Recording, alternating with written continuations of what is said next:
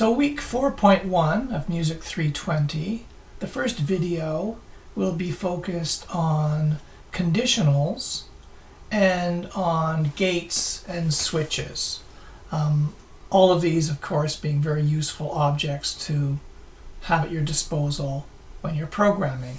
So let's start with conditionals. So this is the patch 4.1. Please feel free to open it up and follow along. So conditionals are operators such as greater than, less than, equal to. Please notice that the equal to is two equal signs. Greater than or equal to, less than or equal to, or the exclamation point equal, which means not equal to. So these are our conditionals. The less than and equal is not in there, but greater than and equal, less than and equal, same idea. So when you have a conditional object like this, what you're essentially doing is you're comparing the incoming value with the argument or with the stored value that's been put in the right inlet. And the answer to this question, this conditional, is either yes, it is true, or no, it is false. Okay, so if you think of this as you're asking the question, is the incoming value greater than 100 in this case here? Is it true that it is greater than 100? And the answer will always be true or false. So this is what we call a Boolean result. Now in some programming languages, Booleans are separate data types, but in MaxMSP they're just numerical integer types, a value being either 0, not true, false, or 1, true. Okay?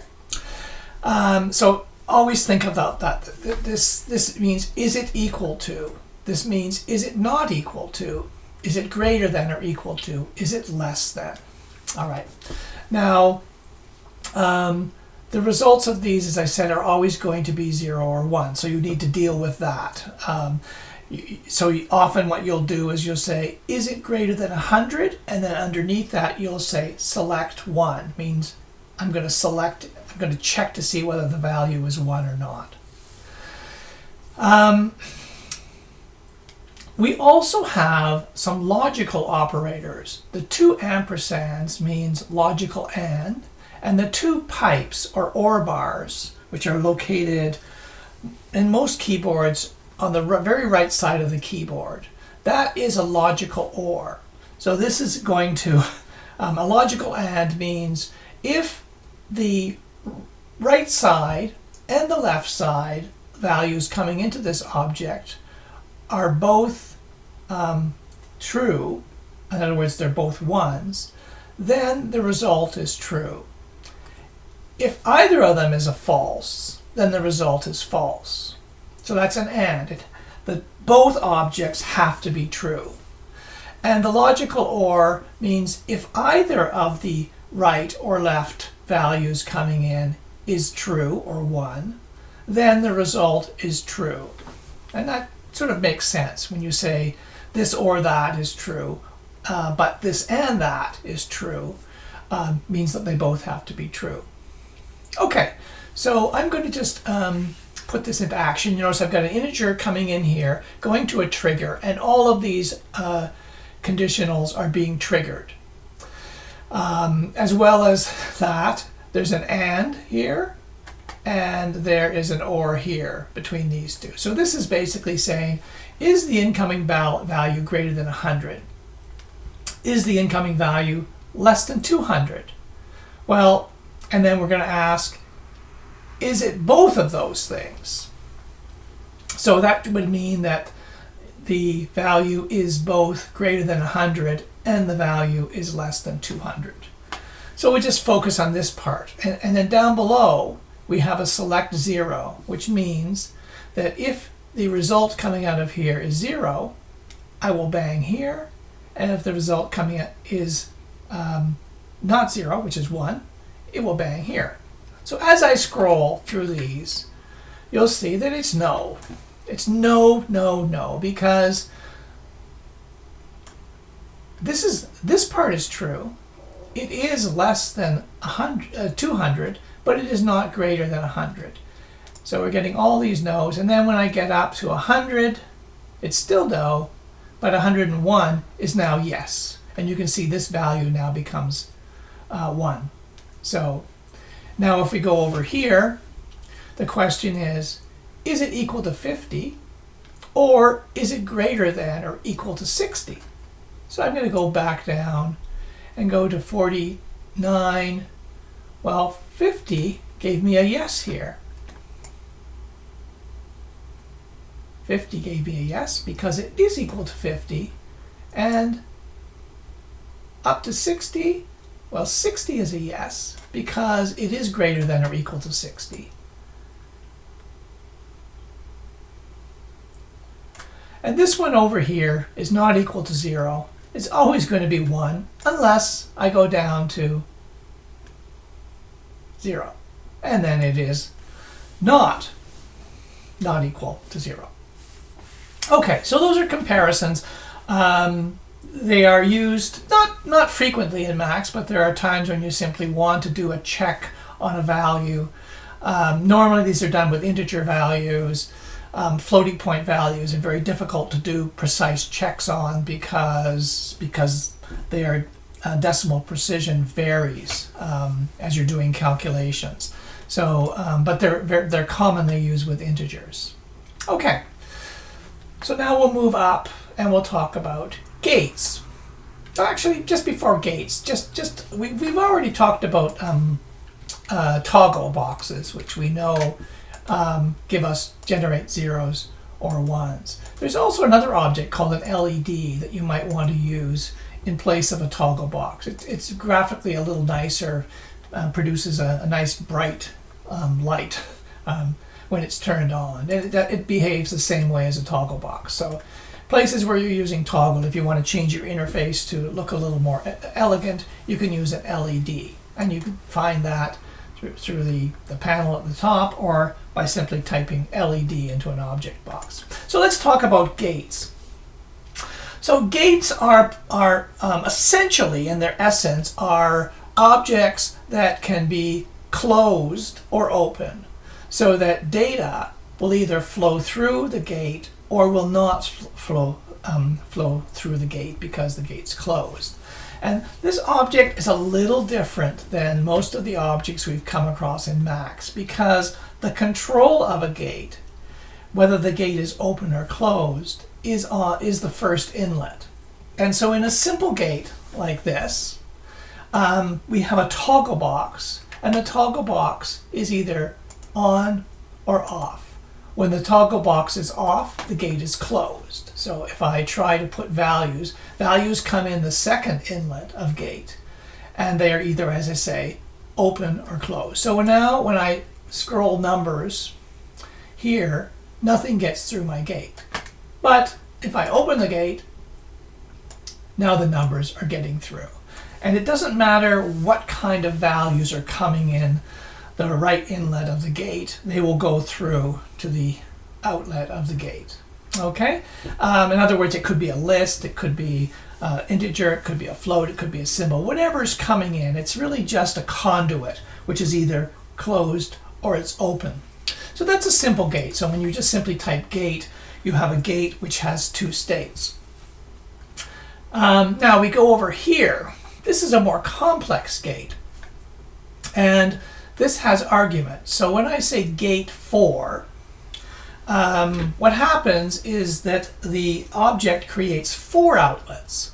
So it is a gate which can distribute data either nowhere because it's closed or out to one gate, opening 1, opening 2, opening 3, opening 4, gate 1, gate 2, gate 3, and gate 4. And the gate controls take an integer which tells us which one is open. So 0 means the gate is closed to all outputs. And again, the outputs are going in the right inlet and the controls for the gate are in the left inlet. So nothing gets through here, no matter what we do. Now we open gate 1. And opening gate 1 means that values will get through. If we open up our console here, we can see that yeah, values are getting through. This is going to a print gate 1. It says gate 1 in the value. Right.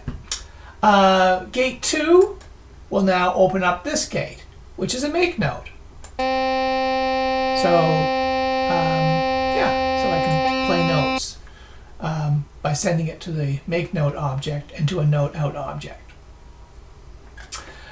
Gate 3 is just connected to a bang button, so we can see that we're getting bangs, and gate 4 is connected to a slider, so we can see that we're getting slider values out.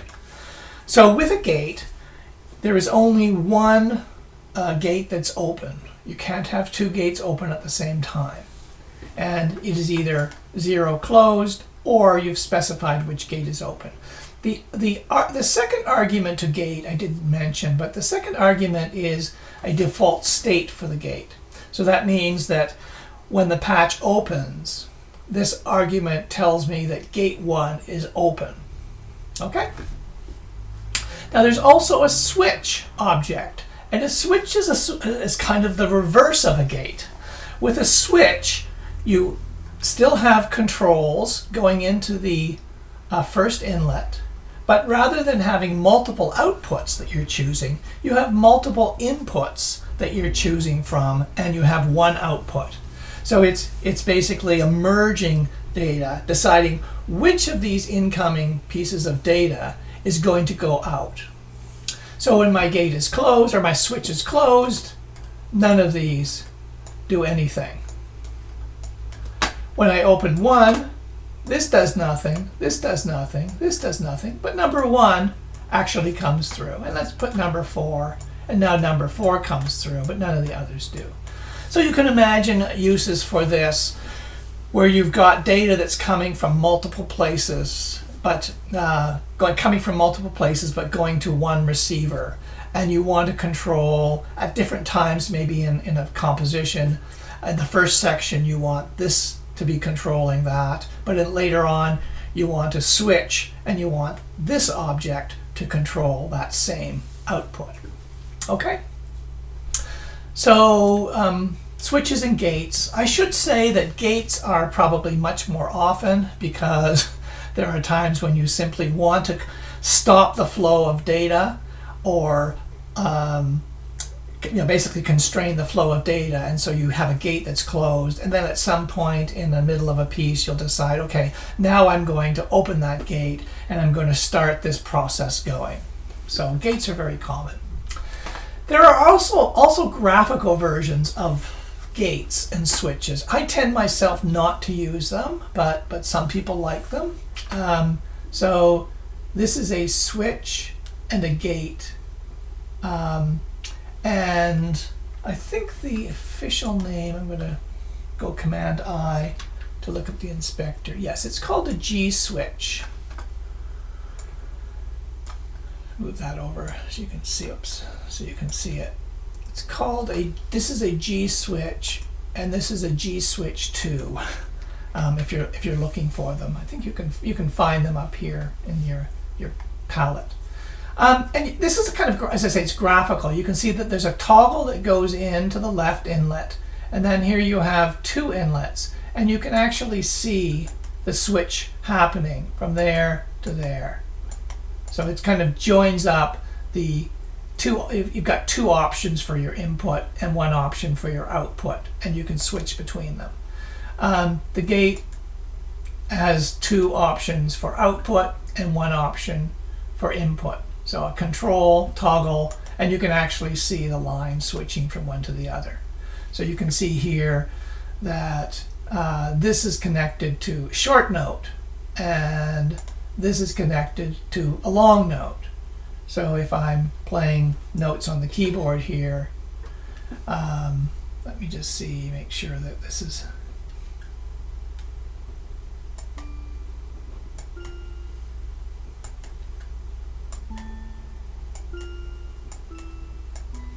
Okay, so you can see how this switch is working. Okay? Yeah, so and this is just another example of having a dial and a slider with a switch. So right now it's the slider that's coming through and the dial is not, and if I switch this, Now the dial is coming through and the slider is not. So it's absolutely up to you which of those you want to use. Obviously, if you're going to have more than just 2 inputs in a switch or 2 outputs in a gate, then you need to use the text-based one, because I don't believe these can be altered to have more than just the 2. Okay, so that is our first tutorial for the week. Play around with these, get to know them. As I said, gate is really important. You'll use gate a lot. When we get to the signal part of Max MSP, there's a gate tilde, which is a signal gate, and that becomes really useful because you very often can have many signal objects generating sound, and you really want to control which of those objects is going out to the speakers. And it may not be that you may not want them all going out to the speakers at the same time. So gates are very, very useful for those purposes. Okay.